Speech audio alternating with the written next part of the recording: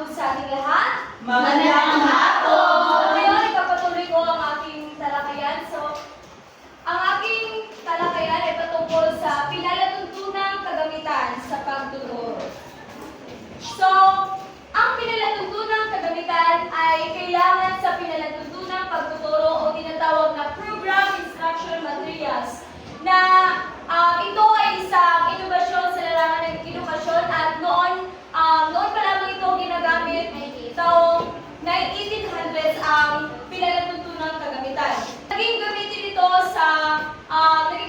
ang pinalatuntunang kagamitan sa dalubhasan at pamantasan sa England at Amerika. Ginamit muli noong 1950s na pinakilala sa larangan ng edukasyon ni Skinner, Crowder, Major at iba pa. Ano ang pinalatuntunang kagamitan?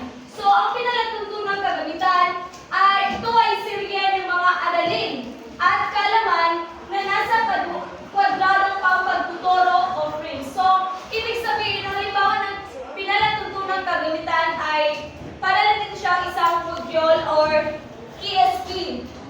KSP, hindi ko lang sa pansin, sa sariling pag-aaral. So, para natin siyang module or ibig sabihin ito ay pagkasunod-sunod or by step.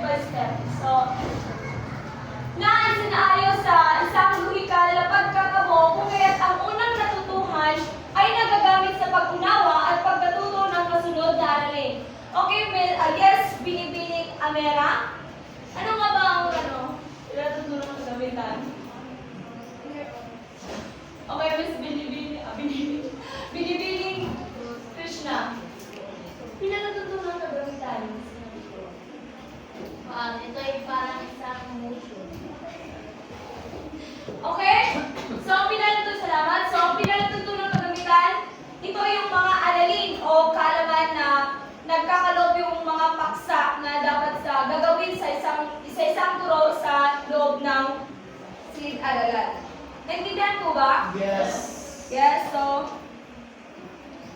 sinasabi na ang pinatutunang kagamitan daw ay nakakatulong sa pagbibigay luna sa suliranin ng kakulangan ng silid-aralan at guro. Bakit? Kasi di ba halimbawa, yung isang estudyante natin na hindi makapasok kasi halimbawa meron siyang sakit.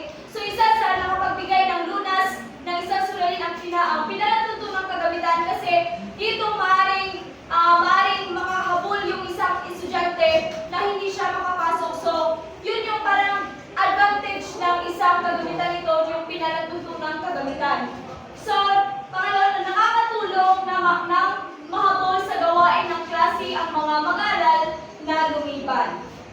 So, naintindihan mo ba? Yes.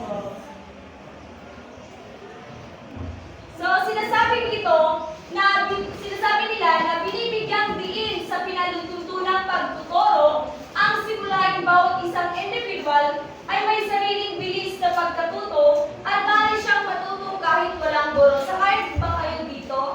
Na isang estudyante ay matuto kahit walang guro. Yay ba? Yes. Merong iba na matuto kahit walang guro. Depende na yun sa ng isang estudyante or kakayahan ng isang mag-aaral. So, may iba't ibang anyo ng mga seri o na linear style o Skinnerian style. So, ito yung theory ni B.F. Skinner na sinasabi na ito ay isang mga aralin na naglalarawan o nagbibigay ng pagkakasunod-sunod ng mga paksa or mga kaalaman na magkakaroon ng mga impormasyon ang mga estudyante. So, estilo ni Skinner sa pagbubuo ng aralin, kapag daw ang mag-aaral nagkakamali sa pagbibigay ng tugon, siya ay pinababalik sa pinagkamaliang aralin at muling binasa upang makasagot ng wasto. So, sabotable ba ang linear style? So, pangalawa, crowd style o branching. So, dito, yung crowd style o branching, ito yung parang kanilang sariling landas o yung estudyante na may karapatan ng isang estudyante na pumili ng kanyang landas o kung ano yung mga interest na gusto niyang matutuhan. So kung may mali, pinapasagot siya ng isa pang aralin na hindi na pinapasagot sa mga hindi naman nagkamali. Hindi nagbabalik sa unang aralin. So ang Browder style, para siyang nagsasama ng mga aralin. Sapagkat dito, maaari yung mga estudyante na kapag nakasagot siya ng mga aralin, pwede din siya maaaring bumalik sa kanyang sinasagutan. So, at ang huli ay major style. Ang bari mo ba ang usahin mo sa'yo? Ang major style ay ibang kumpara sa Skinnerian o Fowler style dahil sa major style ang mga detalye ay maaaring ang naka-bullet form. Yes, pag sinasabi natin naka-bullet form, para siyang talaga o yung tublok-tublok na hindi talaga malilito ang mga estudyante kapag nagkakaroon ng bullet form yung mga aralin. So, yun yung pagkakaiba ng major style ikumpara natin sa linear style at sa branching style ni Crowder. So, ano nga ba yung tatlong serye binibining abaw? Serye lang.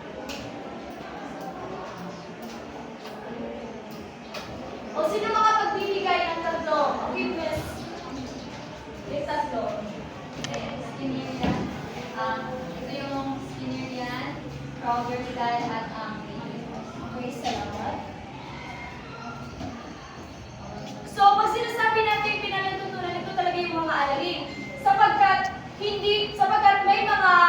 may mga disadvantage naman or mga meron pala. At ang huli pala ay microfilm slide o ito yung mga uri din ng pinanatutunan kagamitan. Maaring film strips o photographic slides.